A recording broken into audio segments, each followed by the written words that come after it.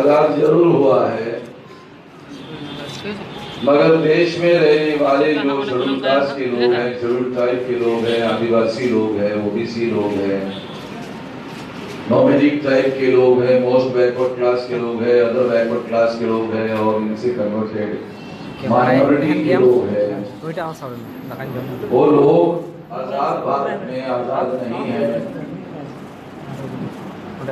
उन लोगों को गुलाम बना के रखा गया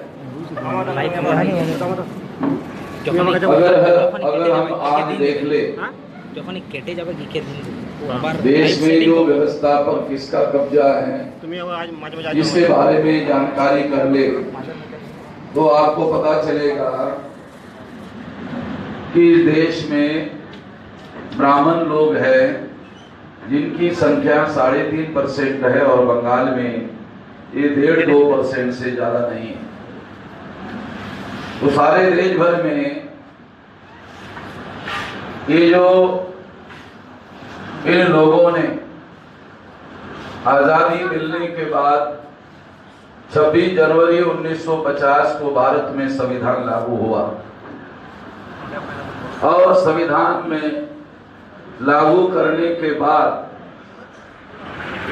जब प्रथम लोकसभा का चुनाव हुआ तो पंडित जवाहरलाल नेहरू ने 3.5% ब्राह्मणों को 60% टिकटें दी और 47% ब्राह्मण चुनवा कर लाए और चुनवा कर लाने के बाद भारत के संसद पर ब्राह्मणों ने कब्जा किया।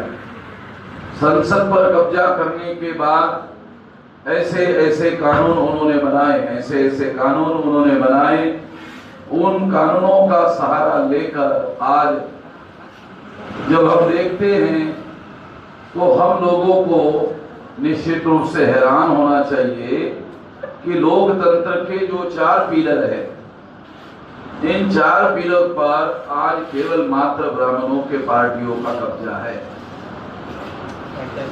सबसे पहले इस बात को जानना जरूरी है कि ब्राह्मणों की संख्या 3.5% होने के बावजूद भी उनकी 5 नेशनल लेवल की पार्टियां हैं। पहली पार्टी कांग्रेस, दूसरी भारतीय जनता पार्टी, तीसरी भारत की कम्युनिस्ट पार्टी, चौथी मार्क्सवादी कम्युनिस्ट पार्टी और 5वीं तृणमूल कांग्रेस। ये 5 ब्राह्मणों की राष्ट्रीय पार्टियां हैं और इन्हीं लोगों का सारे देश भर में कब्जा है। 2009 में इन पार्टियों की 375 सीटों पर कब्जा था लोकसभा के। टोटल लोकसभा की सीटें हैं 543 और उनकी 375 सीटों पर इन लोगों का कब्जा था और अभी 2014 में 411 सीटों पर इन्हीं लोगों का कब्जा है। तो विधायिका, संसद और विधिमंडलों पर इन्हीं पार्टी का कब्जा है। दूसरा जिसे जानना बहुत जरूरी है, कार्यपालिका, जिसमें IAS, IPS, IRS अधिकारी होते हैं, वे 79.2% अधिकारी है और प्रशासन उन्होंने अपने कब्जे में ले लिया। तीसरा पिलर है जुडिशियरी, न्यायपालिका में 97% कब्जा इन्हीं 3.5% ब्राह्मणों का। और चौथा पिलर है मीडिया। ये जो मीडिया है, मीडिया 4 प्रकार का है। एक है इलेक्ट्रॉनिक मीडिया जिसमें ब्राह्मण बनिया का कब्जा है। दूसरा है प्रिंट मीडिया जिसमें अखबार और किताबें छपती है, इस पर भी उनका ही कब्जा है। तीसरा मीडिया है ट्रेडिशनल मीडिया, मुरारी बाबू, आसाराम बाबू, डोंगरे महाराज, ओझा महाराज, ख्वाजा महाराज, राजा महाराज, एनी अदर महाराज, बचा खुचा महाराज, सारा का सारा ही काम है। और चौथा मीडिया है वोकल मीडिया, जिसमें माइक पर बोल रहा हूं और भाषा का उपयोग कर रहा हूं। तो उसी तरह से ब्राह्मण, हम लोग इस देश में मूल निवासी 7,500 बोली भाषा बोलते हैं, शासन में उसकी कोई मान्यता नहीं है। ब्राह्मण ग्रंथ भाषा बोलते हैं और ग्रंथ भाषा ही लिखते हैं, बोलते हैं, उनको उसकी मान्यता है। इस तरह से ये जो चौथा मीडिया है वोकल मीडिया, इस पर भी उनका ही कब्जा है। लोकतंत्र के चारों पिलर पर संविधान होने के बावजूद भी, फेडरल फ्रेंचाइज होने के बावजूद भी, प्रौढ़ मताधिकार होने के बावजूद भी, हर 18 साल के व्यक्ति को वोट का अधिकार होने के बावजूद भी, और हर 18 साल के व्यक्ति को वोट के अधिकार के अनुसार हम लोगों के इस देश में 85% वोट है। हर चुनाव क्षेत्र में 85% वोट है, मगर उन लोगों का इस देश में प्रतिनिधित्व ना के बराबर। और इस वजह से सारी की सारी देश की व्यवस्था पर इन लोगों ने कब्जा किया। और ये कब्जा यदि संविधान के अनुसार चुनाव किए जाते, कानून के अनुसार चुनाव किए जाते, तो निश्चित रूप से ऐसा संभव नहीं था। मगर कानून और संविधान के विरोध में इस देश में चुनाव होते हैं, और अगर कानून और संविधान के अनुसार चुनाव हुआ होता तो 3.5% ब्राह्मण ग्राम पंचायत में सरपंच भी चुनकर नहीं आ सकते। सरपंच तो बहुत दूर की बात है, पंच चुनकर नहीं आ सकते। मगर आज प्रधान, गांव का सरपंच और देश का पंचायत का प्रमुख, उन पर सारी चीजों पर उनका कब्जा है, और हम लोगों को व्यवस्था से खदेड़ कर रखा गया है, गुलाम बनाकर रखा है। गुलामी हमारी सबसे बड़ी समस्या है। गुलामी को खत्म करने के लिए हमारे पास 2 बड़े कार्यक्रम हमने बनाए। एक कार्यक्रम है भौगोलिक नेटवर्किंग का, जिसके अंतर्गत कम से कम 30 राज्यों में, 550 जिलों में, 5,000 तहसीलों में, 50,000 ब्लॉक में और 6 लाख गांवों में संगठन बनाने का कार्यक्रम बनाया गया है, जिसके अंतर्गत हमें सारे एरिया में रहने वाले जो SC, ST, OBC माइनॉरिटी के लोग हैं, इन लोगों को जगाने का, जगाकर जोड़ने का, जोड़ने के बाद शक्ति का निर्माण करने का, और उचित समय पर शक्ति का उपयोग और प्रयोग करने का कार्यक्रम हम लोगों ने बनाया हुआ। एक कार्यक्रम है। दूसरा कार्यक्रम बनाया गया है सोशल नेटवर्किंग। तो सोशल नेटवर्किंग के तहत हमारे लोगों 6,000 जाति के टुकड़ों में बांटे गए लोग हैं। हम बटे हुए लोग नहीं है, बल्कि ब्राह्मणों ने जाति व्यवस्था के आधार पर हम लोगों को 6,000 जाति के टुकड़ों में बांटा है। बांटने की वजह से हम लोग 6,000 टुकड़ों में बांटे गए लोग हैं, और बांटने की वजह से बिखरे हुए लोग हैं, असंगठित लोग हैं, और असंगठित होने की वजह से हमारी ताकत बहुत ज्यादा कमजोर है, और कमजोरी की वजह से हम लोग प्रतिकार करने के लायक नहीं है। इसलिए इन लोगों ने हमारे खिलाफ गुलामी को थोपने का काम किया। अन्यथा 3.5% जो लोग हैं उनका राज भारत में नहीं हो सकता था। 3.5% ब्राह्मणों का राज होने का मौलिक कारण हम लोग 6,000 जाति के टुकड़ों में बांटे हुए हैं। इस वजह से 3.5% ब्राह्मणों का राज है। इन बातों को ध्यान में रखते हुए जो सोशल नेटवर्किंग का कार्यक्रम बनाया, उसमें हम लोगों ने सोशल नेटवर्किंग के कार्यक्रम के तहत शेड्यूल कास्ट के लोगों को जगाकर जोड़ने का कार्यक्रम बनाया। फिर मोस्ट बैकवर्ड शेड्यूल कास्ट के लोगों को जगाकर जोड़ने का कार्यक्रम बनाया। फिर उसके बाद में एक्सट्रीम बैकवर्ड शेड्यूल कास्ट के लोगों को, जिसमें सफाई का काम करने वाली शेड्यूल कास्ट की जातियां है, उन लोगों को जगाकर जोड़ने का कार्यक्रम बनाया। दूसरा कार्यक्रम है शेड्यूल ट्राइब के अंतर्गत कि शेड्यूल ट्राइब के लोगों का सोशल नेटवर्किंग किया जाए, आदिवासियों का सोशल नेटवर्किंग किया जाए। इसमें दो प्रकार के आदिवासी हैं, एक शहरी क्षेत्र में रहने वाले आदिवासी और एक बहुत इंटीरियर एरिया में जंगलों में रहने वाले आदिवासी लोग। हम लोग ज्यादातर शहरी एरिया में रहने वाले आदिवासियों को ही इकट्ठा करने का काम करते रहते हैं, मगर हमारे लोग बहुत ज्यादा इंटीरियर एरिया में आदिवासी लोग जंगली एरिया में निवास करते हैं। उन लोगों को भी जगाकर जोड़ने की जरूरत है।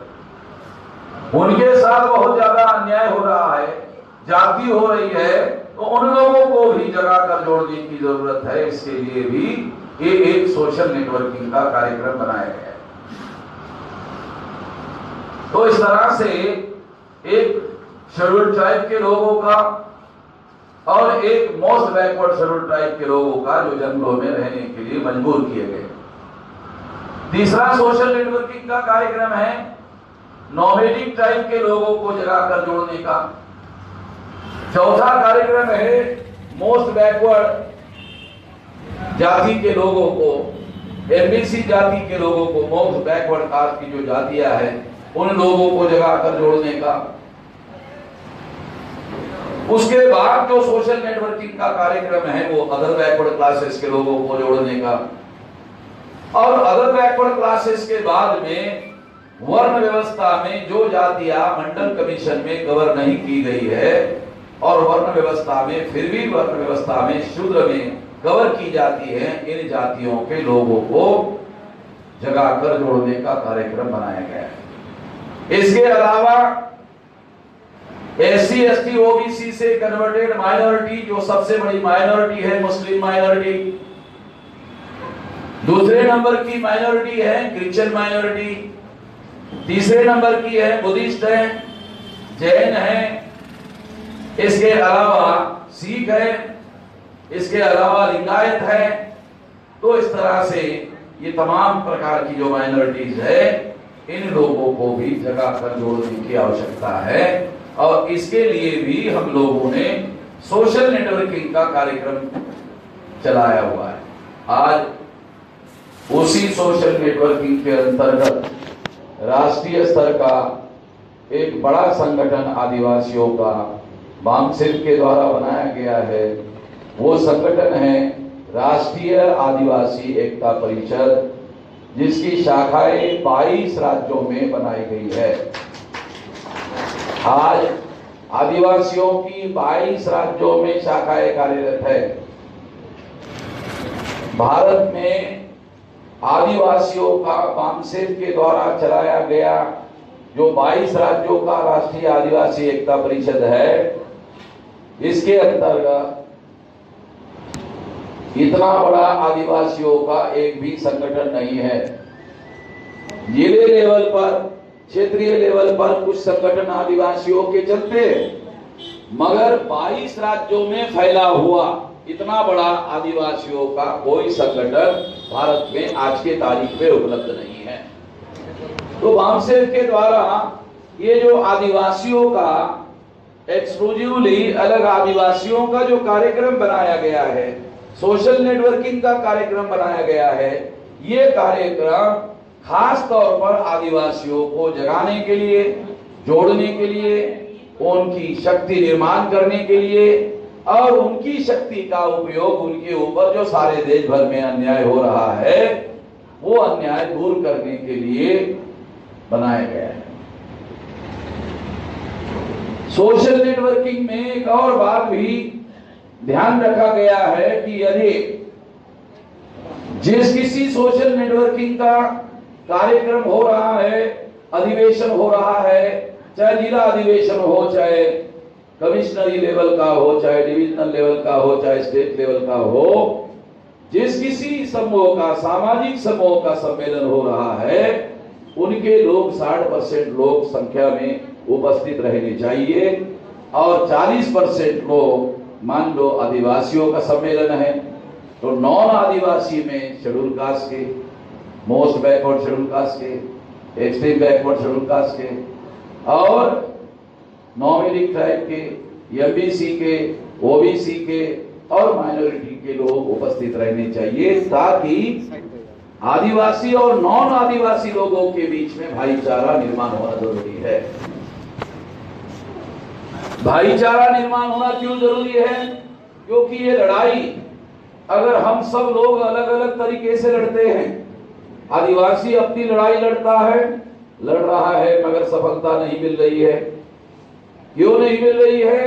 क्योंकि आदिवासियों की संख्या सारे देश भर में केवल 7.5% है, और अगर 7.5% आदिवासी 100% भी इकट्ठा हो गए तो भी ये बहुत बड़ा आंदोलन नहीं हो सकता, क्योंकि संख्या केवल 7.5% होती है। इसलिए 7.5% आदिवासियों के साथ जो अन्याय अत्याचार होता है, उसी तरह का अन्याय अत्याचार दूसरे लोगों के साथ भी होता है। शेड्यूल कास्ट के साथ होता है, नॉमिनिक ट्राइब के साथ होता है, बीसी के साथ होता है, ओबीसी के साथ होता है, तो वो भी अलग अलग लड़ रहे हैं। अलग अलग लड़ने की वजह से उनकी भी पिटाई हो रही है। ब्राह्मण लोग, हम लोग अलग अलग लड़ रहे हैं तो सबकी अलग अलग पिटाई करता है, और सबकी अलग अलग पिटाई हो रही है। इसके बावजूद भी हम अलग अलग लड़ रहे हैं, अलग अलग लड़ भी रहे हैं और पिटाई भी हो रही है। क्यों पिटाई हो रही है? क्योंकि हम अलग अलग लड़ रहे हैं। अगर हम सारे पिटे पिटाई लोग इकट्ठा हो गए, जितने लोगों की ब्राह्मण पिटाई कर रहा है, अगर हम सारे पिटे पिटाई लोग अगर इकट्ठा हो गए तो हम भी ब्राह्मणों की पिटाई करने लायक हो सकते हैं। इसका मतलब ये है, आप लोग तालियां बजा रहे हैं, आपको खुशी हो रही है, आपको ऐसा लग रहा है ताली बजाने से, मुझे ये बात समझ में आ रही है कि आप सब लोग इकट्ठा होकर ब्राह्मणों की पिटाई करना चाहते हैं। मगर मैं आप लोगों को ये बताना चाहता हूं कि हम लोग ब्राह्मणों की पिटाई करने के लिए इकट्ठा नहीं होना चाहते। क्यों नहीं होना चाहते? क्योंकि अगर आज हमारी पिटाई ब्राह्मण कर रहा है तो हम ब्राह्मणों को कह रहे हैं गलत लोग हैं, अच्छे लोग नहीं। अगर हम कल संगठित होकर ब्राह्मणों की पिटाई करें तो ब्राह्मण कहेगा ये लोग अच्छे लोग नहीं। कल हमारा नंबर लगेगा, लोग कहेंगे ये अच्छे लोग नहीं है। क्यों नहीं है? क्योंकि कल हम इनको पीटते थे तो ये हमको बोलते थे बुरे लोग हैं, आज ये इकट्ठा हो गए तो हमारी पिटाई कर रहे हैं, तो अब ये बुरे लोग हो गए हैं तो हम बुरे लोग बनना नहीं चाहते, हम अच्छे लोग बनना चाहते हैं। अच्छे लोग बनने के लिए क्या करना होगा? सबसे पहले संगठित करना होगा हमारे सारे समूह को, और करने के बाद में जो शक्ति निर्माण होगी उस शक्ति का उपयोग भारत का संविधान भारत में लागू करने के लिए करना चाहिए। भारत का संविधान अगर हमने भारत में लागू कर दिया तो क्या होगा? समता, स्वतंत्रता, बंधुता और न्याय पर आधारित समाज और राष्ट्र का निर्माण होगा। तो इसका मतलब ये है कि हम लोग देश में न्याय और इंसाफ स्थापित करने के लिए इकट्ठा होना चाहिए, किसी पर अन्याय करने के लिए, किसी की पिटाई करने के लिए इकट्ठा नहीं होना चाहिए। तो मैं आप लोगों को ये अनुरोध करता हूं कि हमको इकट्ठा जरूर होना चाहिए, मगर दूसरों की पिटाई करने के लिए इकट्ठा नहीं होना चाहिए, क्योंकि ये कोई अच्छा काम नहीं। तो ऐसा लगता है कि आप लोगों को ये बात समझ में आ गई है। तो इकट्ठा होना बहुत ज्यादा जरूरी है। इकट्ठा होना जरूरी है ऐसा कहने से कोई आदमी इकट्ठा नहीं हो सकता। इकट्ठा होना चाहिए। अगर हम लोग अनुरोध करें लोगों इकट्ठा हो जाओ, अनुरोध से लोग इकट्ठा नहीं होते, रिक्वेस्ट से लोग इकट्ठा नहीं होते, आवाहन करने से इकट्ठा नहीं होते हैं। इकट्ठा करना पड़ता है, इकट्ठा करना पड़ता है, और इकट्ठा करने के लिए लोगों के बीच में जाना पड़ता है, लोगों के समूह में जाना पड़ता है, गांव देहात में घूमना पड़ता है, एक एक आदमी को ढूंढकर अपनी बात, अपनी विचारधारा, अपना कार्यक्रम समझाना पड़ता है।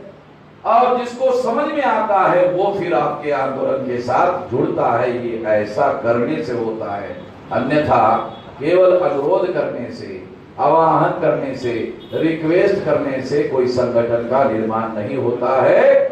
लोगों को जगाना पड़ता है, जोड़ना पड़ता है, तब कहीं जाकर संगठन का निर्माण होता है, अन्यथा नहीं हो सकता है। साथियों, आज हम लोगों ने इस अधिवेशन के लिए ये जो विषय रखा हुआ है, विषय है भारतीय संविधान में उल्लेखित 5वीं और 6वीं अनुसूची को कानून बनाए बगैर लागू करना संभव नहीं है। केंद्र सरकार इस तरह का कानून बनाने के लिए अनिच्छुक है। बात सही है। ये जो 5वीं और 6वीं अनुसूची है, ये 5वीं और 6वीं अनुसूची ये आदिवासियों को दिया हुआ विशेषाधिकार है। जैसे ब्राह्मणों को विशेषाधिकार था मनुस्मृति में, तो भारत के संविधान ने ब्राह्मणों को कोई विशेषाधिकार नहीं दिया है, उसको केवल सिटीजन ऑफ इंडिया बनाया। ये केवल सिटीजन ऑफ इंडिया है, नागरिक बना दिया गया है भारत के संविधान में। ब्राह्मणों को विशेषाधिकार था, जैसे राजा का राज्याभिषेक करने का विशेषाधिकार ब्राह्मणों के पास था, मगर ये अधिकार भारत के संविधान के अनुसार राष्ट्रपति को और स्टेट के गवर्नर को दिया गया है, अब ब्राह्मणों के पास नहीं। जब विधानसभा में किसी पार्टी को बहुमत मिलता है तो राज्य का जो गवर्नर है, राज्यपाल है, वो उस व्यक्ति को मुख्यमंत्री पद की शपथ दिलाता है। ये पहले ब्राह्मणों के पास था, ये विशेषाधिकार ब्राह्मणों के पास था। तो इसलिए अब संविधान ने ये अधिकार उनके पास नहीं रखा है, ये अधिकार अब संविधान ने दूसरे लोगों को दिया हुआ है। तो मगर दूसरी तरह भारत के संविधान ने आदिवासियों को विशेष अधिकार बहाल किया है। जैसे क्या अधिकार दिया है, जैसे शेड्यूल कास्ट के लोगों को और शेड्यूल ट्राइब के लोगों को आरक्षण, ब्राह्मणों को नहीं है। तो आरक्षण एससी और एसटी के लोगों को विशेषाधिकार है। इसके बाद में केवल आदिवासियों के लिए भारत के संविधान में एक और विशेषाधिकार है जो शेड्यूल कास्ट से भी अलग है। वो विशेषाधिकार है 5वीं और 6वीं अनुसूची। 5वीं और 6वीं अनुसूची के अनुसार बहुत सारे अधिकार भारत के रहने वाले आदिवासियों को दिए गए हैं। पहला अधिकार है, आदिवासी जिस इलाके में रहते हैं उस इलाके में अगर उनके पास कोई जमीन है, अगर वो खेती करने लायक जमीन है तो वो उस जमीन के मालिक है, और अगर वो उस जमीन के मालिक है तो कोई भी गैर आदिवासी आदमी उस जमीन को खरीद नहीं सकता। कोई भी गैर आदिवासी आदमी उस जमीन को नहीं खरीद सकता। आदमी तो बहुत दूर की बात है, भारत सरकार और पश्चिम बंगाल की सरकार भी जमीन नहीं खरीद सकती। इतना बड़ा विशेषाधिकार आदिवासियों को बहाल किया गया है। दूसरी बात, हमें जानना होगा कि वो जो जमीन है, केंद्र सरकार का ये कानून है कि जमीन के नीचे जितनी भी धातुएं मिलती है, सोना मिलता है, चांदी मिलती है, लोहा मिलता है और 83 प्रकार के धातु मिलते हैं, प्लेटिनम मिलता है और टोटल 83 प्रकार की धातुएं हैं जमीन के नीचे। आदिवासी जिस इलाके में रहते हैं उस इलाके के जमीन के नीचे जो 83 प्रकार की धातुएं मिलती है, आज से 15 साल पहले भारत सरकार ने सर्वे किया था, उसकी कीमत निकाला था, तो कीमत निकाला था 11,000 लाख करोड़।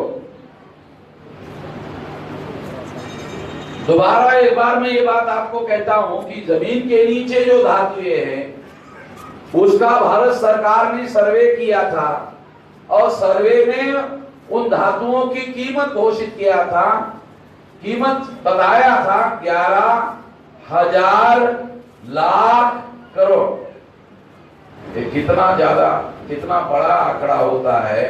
अगर यहाँ कोई मैथ पढ़ाने वाला टीचर है, अगर उसको कहो कि जरा कागज पर शून्य लिख कर बताओ, तो वो माथे पे हाथ मारेगा, पता नहीं साला कितना शून्य लिखना हो, वो भी नहीं समझ में आएगा। 11,000 लाख करोड़ इतना संपदा और इतना रुपया का धन जमीन के नीचे आदिवासी जहां रहते हैं वहां है। और ये कीमत 15 साल पहले की है। आप लोगों को मालूम है महंगाई हर साल बढ़ती है,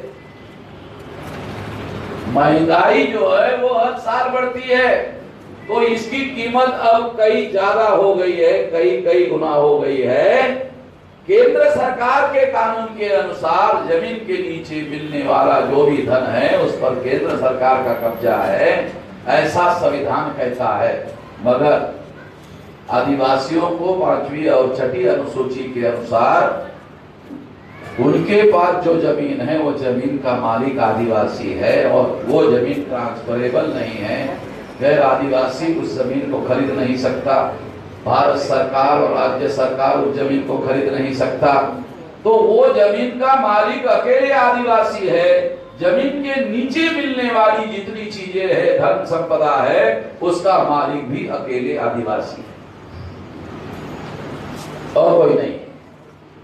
इसलिए अगर रॉयल्टी देकर भारत सरकार ने ये धन, अगर जमीन के नीचे का धन निकाला और आदिवासियों को केवल रॉयल्टी देने का काम किया, तो प्रत्येक आदिवासी कई करोड़ का मालिक हो सकता है। केवल रॉयल्टी, सारी की सारा धन भी नहीं। अगर केवल रॉयल्टी आदिवासियों को भारत सरकार ने दिया तो एक आदिवासी कई करोड़ का मालिक हो सकता है।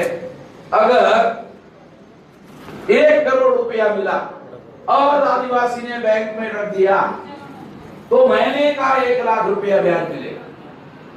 1 करोड़ अगर बैंक में रखा तो महीने का 1 लाख रुपया ब्याज मिलेगा।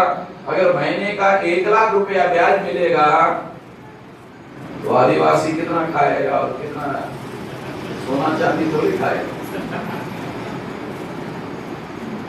इतना पैसा केवल 1 करोड़ का बता रहा हूं। अगर 10 करोड़ उसके हिस्से में आया तो 10 लाख रुपया महीने का उसको केवल ब्याज मिलेगा। घर में बैठे बैठे, कोई मेहनत करने की जरूरत नहीं है, घर में बैठे बैठे इतना पैसा मिलेगा। ये संपत्ति इतनी ज्यादा है और 5वीं और 6ठी अनुसूची के अनुसार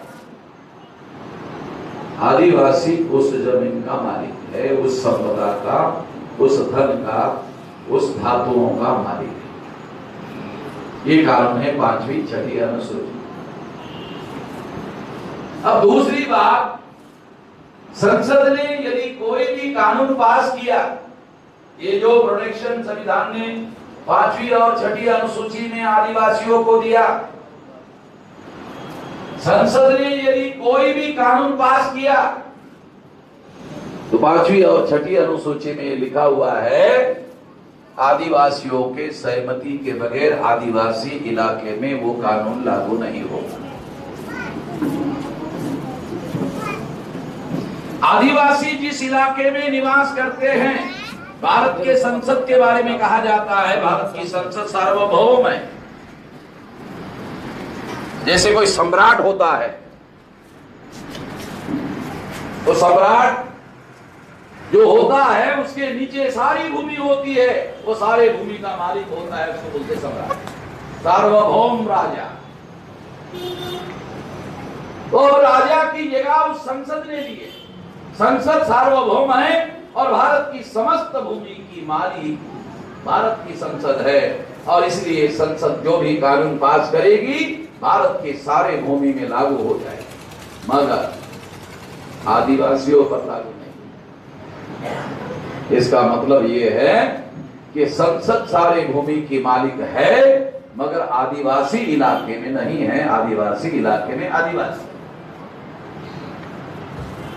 तो संसद का कोई भी कानून आदिवासी इलाके में अगर लागू करना है तो लागू करने के लिए आदिवासियों की सहमति लेनी होगी, ग्राम सभा होगी आदिवासियों की। वो ग्राम सभा जब तक सहमति नहीं देगी तब तक वो कानून लागू नहीं होगा। इसका मतलब है आदिवासी अपने इलाके का राजा हो गया, उस पर किसी और का राज नहीं है, आदिवासी अपने इलाके का राजा हो गया। जहां आदिवासियों की ज्यादा संख्या है वहां प्रशासन में जिलाधिकारी भी आदिवासियों का होना चाहिए, अधिकारी भी आदिवासियों के ही होने चाहिए। इसका मतलब है वो सारे इलाके में आदिवासियों का ही राज होना चाहिए। ऐसी व्यवस्था 5वीं और 6ठी अनुसूची में भारत के संविधान ने की है। इसलिए ये कहा जा सकता है कि 5वीं और 6ठी अनुसूची भारत के संविधान के अधीन एक और संविधान है। 5वीं और 6ठी अनुसूची ये संविधान के अधीन एक और संविधान, भारत का संविधान है, उस संविधान के अधीन एक और संविधान है। वो संविधान है 5वीं और 6ठी अनुसूची। इतना बड़ा अधिकार आदिवासियों को भारत के संविधान के अंतर्गत दिया गया है।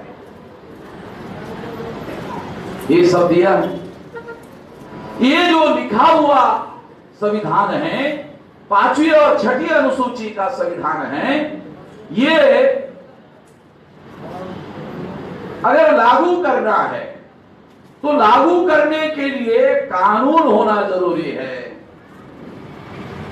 मगर आज तक केंद्र सरकार ने इसको लागू करने के लिए कोई भी कानून नहीं बनाया। क्यों नहीं बनाया? क्योंकि वो जानते हैं कि ऐसा कानून अगर बन गया तो आदिवासी बहुत ज्यादा शक्तिशाली लोग हो जाएंगे, बहुत ज्यादा ताकतवर लोग हो जाएंगे और इतने ज्यादा ताकतवर हो जाएंगे कि फिर ब्राह्मणों को खदेड़ने के लिए आंदोलन शुरू कर सकते हैं। इतनी बड़ी ताकत, इतनी बड़ी शक्ति निर्माण हो सकती है। इसके लिए एक बहुत बड़ा अवरोध खड़ा हो गया है। वो अवरोध क्या है? 24 सितंबर 1932 को गांधी ने शेड्यूल कास्ट के लोगों पर पुनः पैक्ट थोप दिया था। 17 अगस्त 1932 को शेड्यूल कास्ट के लोगों को सेपरेट इलेक्टोरेट का अधिकार बहाल किया गया था। यानी अछूतों को, शेड्यूल कास्ट को अपने प्रतिनिधि चुनने का, अलग प्रतिनिधि चुनने का, स्वतंत्र प्रतिनिधि चुनने का अधिकार बहाल किया गया था। गांधी ने इसके विरोध में उपवास किया, आमरण अनशन किया और ये अधिकार जो बाबा साहब अम्बेडकर के द्वारा हासिल किया था, ये अधिकार गांधी ने उपवास करके छीन लिया। इसलिए ये अधिकार छीनने की वजह से बाबा साहब अम्बेडकर के द्वारा ये अधिकार लाया गया था। ये अधिकार छीनने की वजह से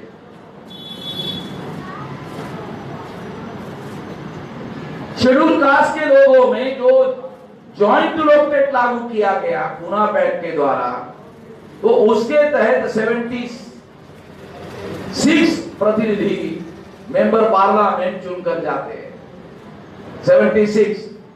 तो ये जो 76 प्रतिनिधि चुनकर जाते हैं, ये जॉइंट इलेक्टोरेट चुनकर जाते हैं, संयुक्त चुनाव प्रणाली के तहत चुनकर जाते हैं।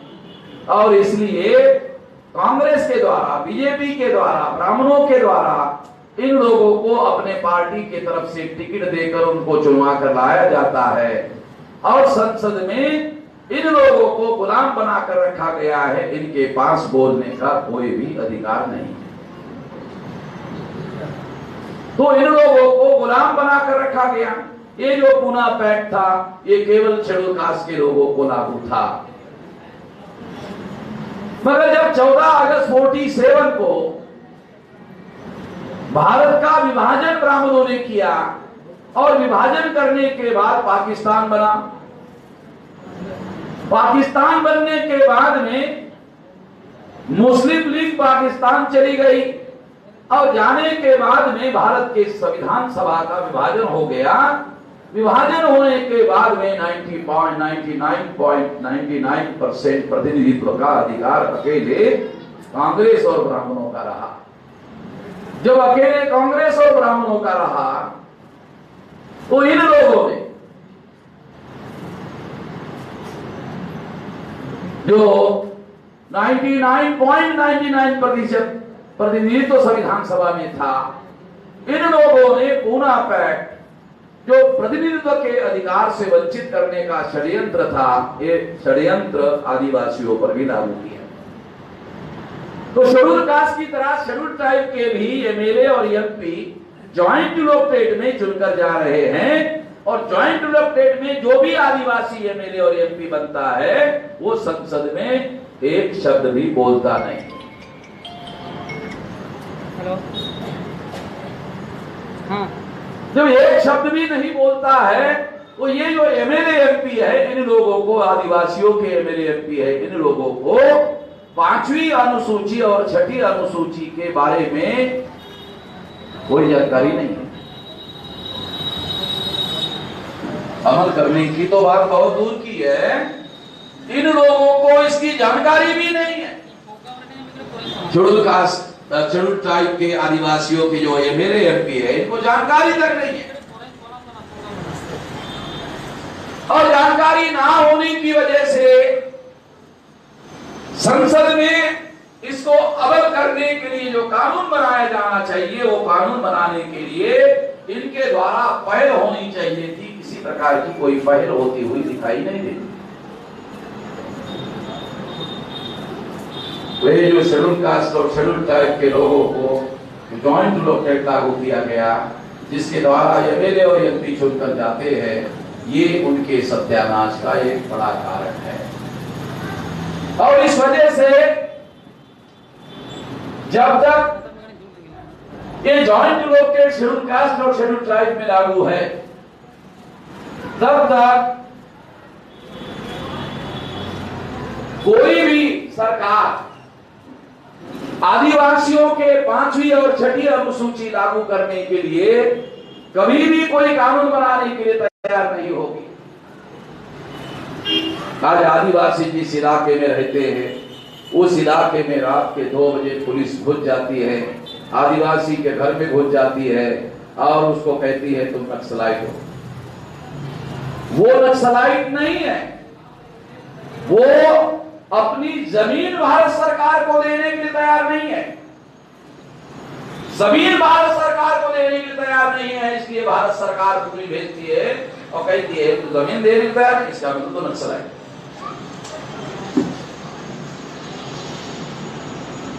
इसलिए साथियों, ये जमीन जबरदस्ती से छीनने का कार्यक्रम शुरू हो गया है, सारे देश भर में चल रहा है। ऐसे परिस्थिति में अकेले आदिवासी ये लड़ाई नहीं लड़ सकते। आदिवासी के साथ साथ शेड्यूल कास्ट के लोगों को मिलकर लड़ना होगा, एससी और एसटी के साथ मिलकर नॉमेडिक ट्राइब के लोगों को मिलना होगा, उनको भी जगाना होगा, जोड़ना होगा। फिर एमबीसी के लोगों को, ओबीसी के लोगों को, माइनॉरिटी के लोगों को भी जगाकर जोड़ना होगा। आज सारे देश भर में केंद्र में भारतीय जनता पार्टी की सरकार है और उन्होंने देश में हिंदू मुसलमान का मामला खड़ा किया हुआ है। शेड्यूल कास्ट के लोग हिंदू नहीं है, ब्राह्मण धर्म के अनुसार अछूत है। अछूत का मतलब है छूने लायक भी नहीं है। तो जिन्होंने इनको छूने लायक नहीं बनाया, नहीं रखा, वो हिंदू कैसे हो सकते हैं? वो हिंदू नहीं है। ब्राह्मणों के किसी धर्म ग्रंथ में इनके लिए हिंदू लिखा हुआ नहीं है। आदिवासियों को तो भारत का संविधान भी हिंदू नहीं मानता। सुप्रीम कोर्ट ने भी इनको हिंदू मानने से इनकार कर दिया। नॉमिनी टाइप के लोग भी हिंदू नहीं है, एमबीसी के लोग भी हिंदू नहीं है, ओबीसी के लोग भी हिंदू नहीं है। 74.5% लोग देश में हिंदू नहीं। जब ये लोग हिंदू नहीं हैं, तो ब्राह्मण लोग जबरदस्ती से इनको हिंदू बनाकर अपनी राजनीति के लिए इस्तेमाल करते हैं। संविधान के अनुसार एडल्ट फ्रेंचाइज प्रौढ़ मताधिकार का अधिकार इनको बहाल किया गया है, और जिनके ज्यादा वोट होते हैं उनका आदमी चुनकर जाता है। ब्राह्मणों की संख्या 3.5% है। 3.5% वोटों के आधार पर ब्राह्मण अपना सरपंच चुन नहीं सकते, पंच चुन नहीं सकते, तो देश का प्रधानमंत्री कहां से चुनेंगे? इसलिए उन लोगों ने एक कार्यक्रम बनाया है सारे देश भर में, फसाद करवाओ। तो फसाद कैसे करवाते हैं ब्राह्मण लोग? फसाद कैसे करवाते हैं थोड़ा आपको बताता हूं। फसाद कैसे करवाते हैं? भारत पाकिस्तान का क्रिकेट मैच होता है, भारत और पाकिस्तान का क्रिकेट मैच हो गया। क्रिकेट मैच में अगर पाकिस्तान जीता, तो जीतने के बाद ब्राह्मण आदमी हमारे SC ST OBC के बस्ती में आता है और क्या कहता है, मोमिनपुरा जो है मुसलमानों का, वहां पटाखे फूटते। तो SC ST OBC के लोग ब्राह्मण को पूछते हैं कि पंडित जी, मोमिनपुरे में फटाखे क्यों फूट रहे? तो ब्राह्मण कहता है ये पाकिस्तान क्रिकेट मैच जीत गया ना, इसकी खुशी ये भारत के मुसलमानों को हो रही है। पाकिस्तान के लोग क्रिकेट में जीत गए, इसकी खुशी भारत में रहने वाले जो मुसलमान हैं इनको हो रही है। ये जाके हमारे SC ST OBC के बस्ती में बताता है और कहता है देखो कितने देशद्रोही हैं, यहाँ का हवा लेते हैं, यहाँ का पानी पीते हैं, यहाँ का चावल खाते हैं, भात खाते हैं, सब कुछ यहाँ का करते हैं और पाकिस्तान का गुनगाते हैं। ऐसा कह के उन लोगों को, मुसलमानों के विरोध में SC ST OBC के लोगों को भड़काते हैं। तो हमारे अंदर बहुत सारे लोग तो या तो अनपढ़ है, जाहिल लोग हैं, या आप आधे पढ़े लिखे लोग।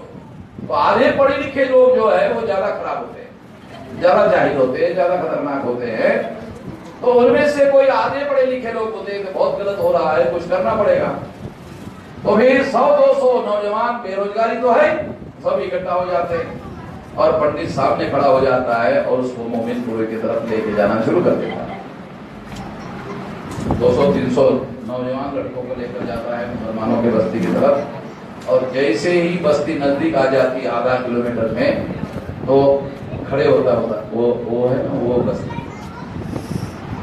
अब तुम आगे बढ़ो, मैं अब पीछे जाता हूं, तुमको ये काम करना है। तो वो वहां से वहां तक सामने लाया, वो चला जाता है पीछे, और ये देख रहे लोग आगे, SC ST OBC लोग देख रहे मुसलमानों की बस्ती की तरफ, वो पीछे जाता है और पीछे के पीछे का कहाँ गायब हो जाता है उसका कोई पता चलता है? गायब हो जाता है। क्योंकि जब फसाद होता है तो फसाद SC ST OBC वर्सेस मुसलमान के बीच में होता है।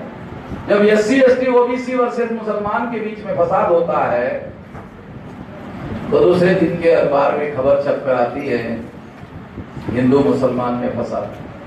फसाद तो हिंदू मुसलमान में हुआ नहीं, फसाद तो SC ST OBC वर्सेस मुसलमान में हुआ, मगर अखबार में छप कर आता है हिंदू मुसलमान में फसाद।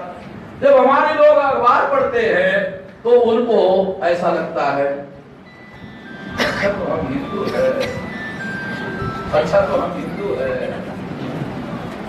हमें तो मालूम नहीं था हम हिंदू है। तो इस तरह से फसाद करने की वजह से इन लोगों के अंदर मुसलमानों के विरोध में प्रतिक्रिया निर्माण की जाती है और प्रतिक्रिया से इनको हिंदू बनाया जाता है। आजाद भारत में 65,000 फसादात हुए। अभी कुछ दिन पहले बंगाल में रामनवमी हुई रामनवमी कोई नहीं। तो बंगाल का सबसे बड़ा त्योहार जो था वो दुर्गा पूजा था, मगर अब दुर्गा पूजा के बजाय रामनवमी सबसे बड़ा त्योहार हो गया। अब दुर्गा पूजा दूसरे नंबर का त्योहार हो गया है और रामनवमी पहले नंबर का त्योहार हो गया है।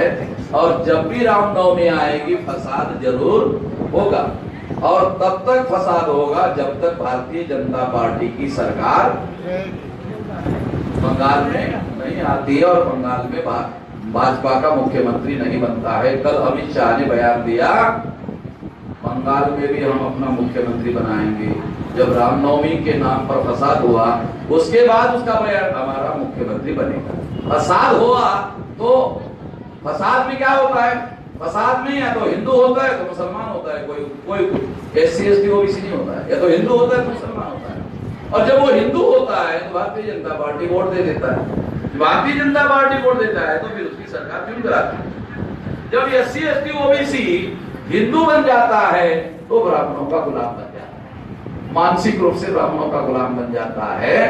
तो इस जीवन में तो छोड़ो, मरने के बाद भी उसका कल्याण और भला हो नहीं सकता। इसलिए ये षड्यंत्र अब बंगाल में भी आ गया है। आप लोगों को, खासतौर पर SC ST OBC के जो लोग हैं, उन लोगों को इसके बारे में सतर्क रहना बहुत ज्यादा जरूरी है। साथियों, दूसरी एक और बात है, वो बात ये है कि आपके बंगाल के पास में झारखंड है और झारखंड में छोटा नागपुर है, झारखंड में छोटा नागपुर है, बंगाल में छोटा नागपुर नहीं है। तो ये जो कानून है अंग्रेजों के द्वारा बनाया गया था, वो SNT SPT एक्ट, ये छोटा नागपुर और सुल्तान परगना टेनेंसी एक्ट, ये अभी दोनों एरिया जो है वो बंगाल में है, झारखंड में है। मुझे इसके बारे में बहुत विस्तृत जानकारी नहीं है कि क्या आज बंगाल में भी एक्ट लागू है, इसके बारे में मेरे पास कोई ज्यादा जानकारी नहीं है। मगर मेरी जानकारी ये है कि ये एक्ट झारखंड में भारतीय जनता पार्टी की सरकार है, झारखंड में भारतीय जनता पार्टी की सरकार है, तो उन्होंने इस कानून में संशोधन किया। क्या संशोधन किया? संशोधन किया कि आदिवासी अपनी जमीन किसी को भी बेच सकता है, गैर आदिवासी को भी बेच सकता है और कोई भी गैर आदिवासी जमीन खरीद सकता है। ऐसा कानून झारखंड में बनाया। इससे क्या होगा? आदिवासी अपनी जमीन सारे झारखंड से बेच देगा और सारा का सारा आदिवासी भूमिहीन हो जाएगा। सारा का सारा आदिवासियों के पास से जो जमीन है वो गैर आदिवासी लोगों के नियंत्रण में चली जाएगी और इस तरह से आदिवासियों की दुर्दशा बहुत ज्यादा भयानक हो जाएगी। ये नहीं होना चाहिए। इसलिए हम लोगों ने उसका विरोध किया। जब आदिवासियों के लाख लोगों की नारू रैली आयोजित की गई थी सालखन मुर्मू जी के नेतृत्व में, तो मैं भी वहां, मुझे भी बुलाया गया था, मैं वहां गया था। और गया था तो मैंने वहां के एक MLA थे, उनको कहा कि इसकी एक्ट की कोई कागज की कॉपी है, तो कहा है। उन्होंने मुझे वो कागज लाकर दिया। लाकर देने के बाद जब मैं भाषण देने के लिए खड़ा हो गया और इसके विरोध में मैंने कहा कि ये जो एक्ट इन्होंने सरकार ने पास किया है, तो मैंने कहा कि एक माचिस की काड़ी ले आओ या वो जलाने वाला लाइटर जो है वो ले आओ। उन्होंने लाइटर लाया और मैंने लाख लोगों के सामने वो जो बीजेपी सरकार ने जो कानून बनाया था उस कानून को लोगों के सामने ऐसा कागज रख के ऐसा नीचे से उसको लोगों के सामने चला। पुलिस वाले लोग देख रहे थे कि कौन आदमी है भाई, सारी कानून बनाया सरकार ने और ये ऐलानिया इसको चला रहा है। और पुलिस वालों को अमन मिश्रा को मालूम तो था नहीं, उनको मालूम नहीं कि अमन मिश्रा को, तो इसलिए उन लोगों को बहुत हैरानी हुई कि ये आदमी पता नहीं पहली बार इसको हम देख रहे हैं, इसका नाम सुन रहे हैं, सार्वजनिक रूप से चलाया है, तो अब सरकार को इसका क्या जवाब दे समझ में नहीं आ रहा, तो जला दिया। अब जलाने के बाद ये कानून जो है वो अब लागू कैसे होगा? क्योंकि अगर मान लो लागू करने की कोशिश करेंगे तो ये तो लाखों लोग जो है फिर सारे कई लाख लोग इकट्ठा होकर के झारखंड में और बड़ा आंदोलन शुरू करेंगे। इसलिए साथियों तब से वो जो कानून है वो ठप पड़ा हुआ है, जैसे मैंने जलाया तब से वो ठप पड़ा हुआ है। आदिवासी नेताओं को समझ में नहीं आ रहा था इसको कैसा रोका जाए, मैंने कागज को जला दिया, जलाने के बाद ठप हो गया। तब से कोई मुख्यमंत्री उसके बारे में बोल नहीं रहा है, उसके बारे में बोलते ही लोग जो है फिर मैंने उनको कहा कि जैसे मैंने माइक पर आपके सामने जलाया, अपने अपने इलाके में, तहसील में, ब्लॉक में, गांव में, अपने अपने इलाके में कार्यक्रम करो और ये कागज को आगे लगाओ। सरकार की हिम्मत नहीं होगी तुम्हारी बस्तियों में आने की और तुमको कोई कुछ नहीं कर पाएगा। और इस तरह से हम अपनी जमीनों को बेचने के लिए, हम अपने जमीनों को बचाने के लिए कामयाब हो जाएंगे। झारखंड में आदिवासी अपनी जमीन बचा लेगा तो सारी बातें बचाना संभव होगा। अगर जमीन से आदिवासी बेदखल हो गया तो एक समय ऐसे आएगा कि सारे झारखंड के आदिवासियों को पता नहीं, वो लोग सारे देश भर में बेदखल करने का काम कर सकते हैं, ऐसा हो सकता है। इसलिए साथियों ये जो कानून है, ये कानून को बचाने के लिए भी सारे देश भर में हम लोगों को अभियान चलाना पड़ रहा है और इसके लिए लोगों को जागरण करने का भी अभियान चलाया जा रहा है। तो बंगाल के लोग झारखंड को लगे हुए हैं और मैं ऐसा मानता हूं कि ये जो बीरभूम का जिला है, जब मैं इधर से आ रहा था, दिल्ली से आ रहा था, तो रात में 2 बजे मेरी ट्रेन थी, तो सवेरे 5 बजे तक मैं रेलवे स्टेशन पर ही बैठा रहा, रेल लेट होती रही। और फिर जब मैं 11 साढ़े 11 बजे के बाद जब मैं दुर्गापुर पहुंचा तो झारखंड का जो जिला था धनबाद के बाद में एक और जिला था और एक सेंटर था, उसके बाद में गाड़ी जो है हमारी दुर्गापुर पहुंची। तो वो एरिया का जो है वो इलाका झारखंड को सटा हुआ है। तो मैं ऐसा मानता हूं कि ये बीरभूम का जो जिला है वो भी संभवतः झारखंड से नजदीक में लगा हुआ है, क्योंकि ब्राह्मणों ने क्या किया कि ये जो झारखंड था, मतलब बिरसा मुंडा के समय में, अंग्रेजों के समय में जो झारखंड था उसको कई टुकड़ों में ब्राह्मणों ने बांटा। कुछ जिले छत्तीसगढ़ में चले गए, कुछ जिले ओडिशा में चले गए, कुछ जिले बंगाल में चले गए, कुछ जिले बिहार में चले गए और बचा हुआ छोटा सा जो झारखंड है वो झारखंड आदिवासियों को दे दिया गया। और देने के बाद आज झारखंड का मुख्यमंत्री अदर बैकवर्ड क्लास सिस्टम बना हुआ है भारतीय जनता पार्टी की तरफ से। इसका मतलब है आदिवासियों की महत्वाकांक्षा थी कि झारखंड कम से कम आदिवासियों का हो, मगर आज मुख्यमंत्री भी षड्यंत्र करके ईवीएम में घोटाला करके गैर आदिवासी आदमी को झारखंड का मुख्यमंत्री बनाकर आदिवासियों पर थोपा गया। इसलिए हम लोगों ने एक और योजना बनाई है। एक और हमारी योजना ये है कि हम लोगों को जब समर्थन मिलेगा, ताकत मिलेगी, तो हम संविधान में संशोधन करेंगे और छत्तीसगढ़ का मुख्यमंत्री का पद आदिवासियों के लिए रिजर्व कर देंगे कि छत्तीसगढ़ में चाहे किसी की पार्टी की भी सरकार हो, मुख्यमंत्री आदिवासी ही होना चाहिए।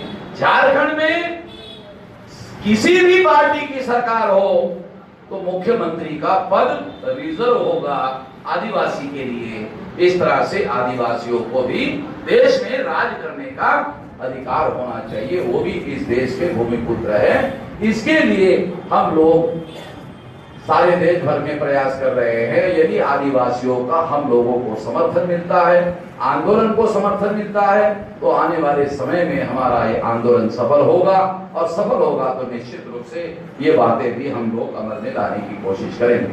तो इस तरह से साथियों बहुत सारी बातें हैं जो हमारे लोगों के साथ आज देश में हो रही है। आखिरी बात कहकर अपनी बात समाप्त कर देता हूं।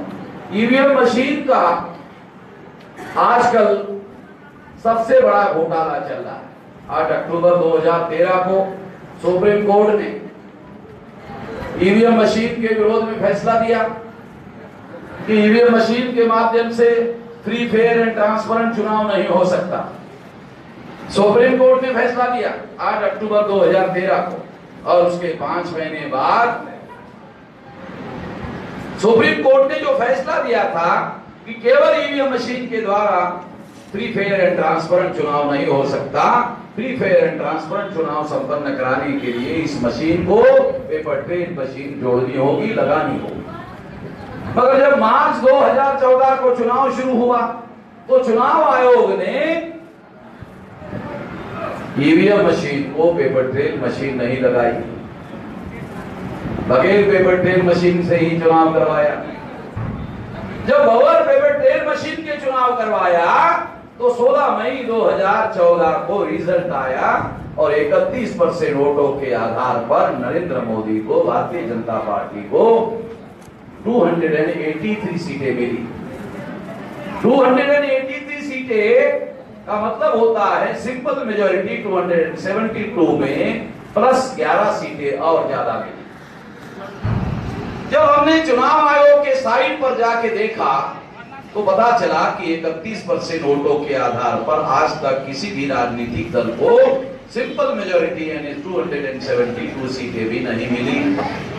अगर 31% वोटों से सिंपल मेजॉरिटी भी दूसरे दल के लोगों को नहीं मिली तो भारतीय जनता पार्टी को 272 से ज्यादा और 11 सीटें 283 सीटें कैसे मिली? तो हमने उस समय सारे देश भर में यह प्रचार किया था कि बीजेपी ने और नरेंद्र मोदी ने ईवीएम मशीन में घोटाला करके चुनाव जीता। इसलिए हमने सारे देश भर में प्रयास करके इसके डाटा इकट्ठा किया, डॉक्यूमेंट्री एविडेंस इकट्ठा किया, सुप्रीम कोर्ट में केस दायर किया और सुप्रीम कोर्ट में केस दायर करने के बाद 24 अप्रैल 2017 को सुप्रीम कोर्ट ने हमारे फेवर में निर्णय दिया कि अब 2019 के लोकसभा का चुनाव जब होगा तो हर मशीन को पेपर ट्रेल मशीन लगी होगी, हर हालत में लगी होगी। तो ये सुप्रीम कोर्ट में हमने ये लड़ाई जीती। साथियों, ये लड़ाई जब हमने जीती, ये लड़ाई जीतने में हम लोग कामयाब हुए। जब ये लड़ाई जीतने में हम कामयाब हो गए तो हमारे सामने दूसरा एक संकट खड़ा हो गया। वो संकट ये था कि जो पेपर ट्रेल मशीन है, वो पेपर ट्रेल मशीन का जो कागज बाहर निकलता है जिस पर चुनाव निशान लगा होता है, उसकी काउंटिंग करने का जो मामला है, वो काउंटिंग करने का मामला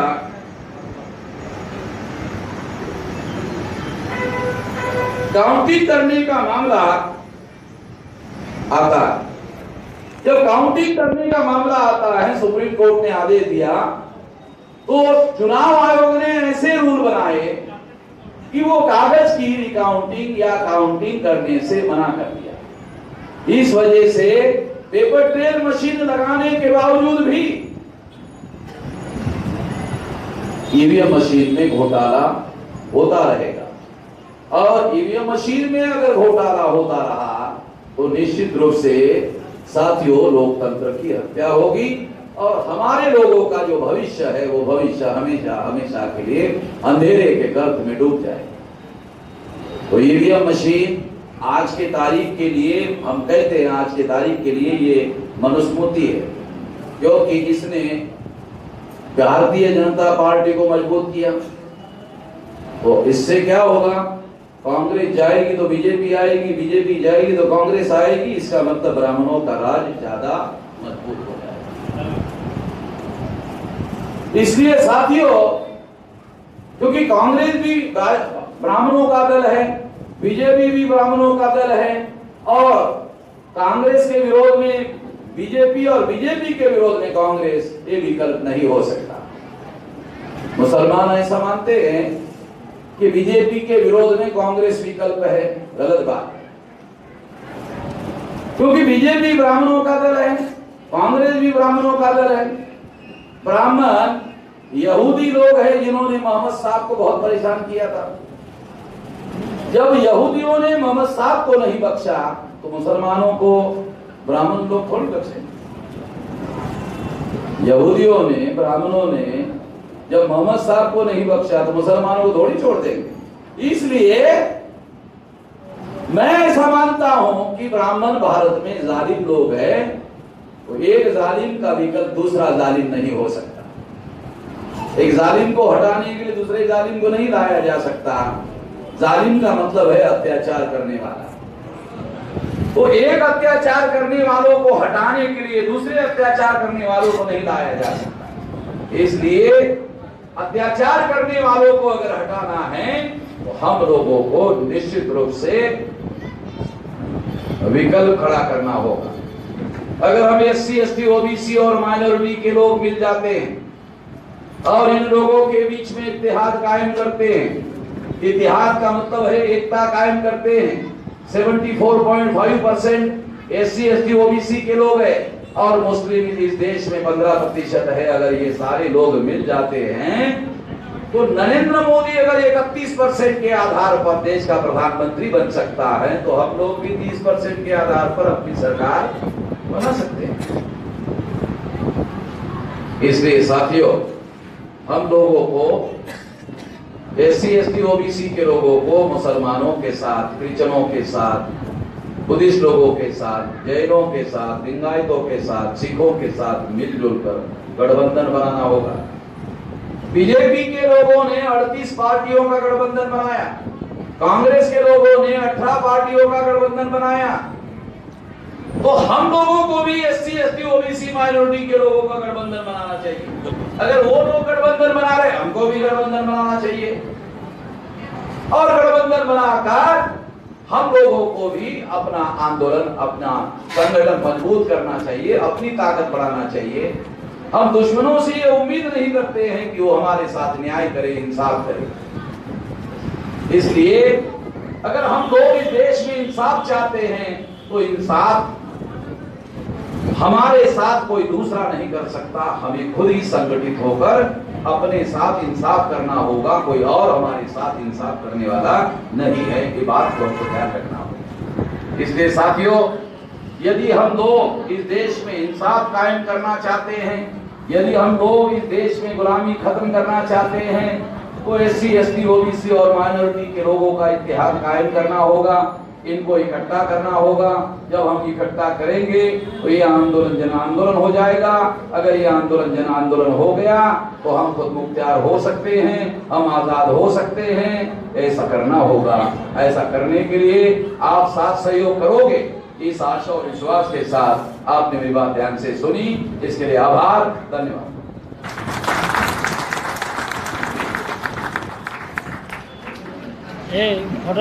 साथियों, आज जो राष्ट्रीय आदिवासी एकता परिषद का जो 14 राज्य अधिवेशन हो रहा है, इस अधिवेशन में जो हमारे कार्यकर्ताओं ने राष्ट्रव्यापी जन आंदोलन निर्माण निधि जो इकट्ठा किया है वो आकर मदद करेंगे। मानव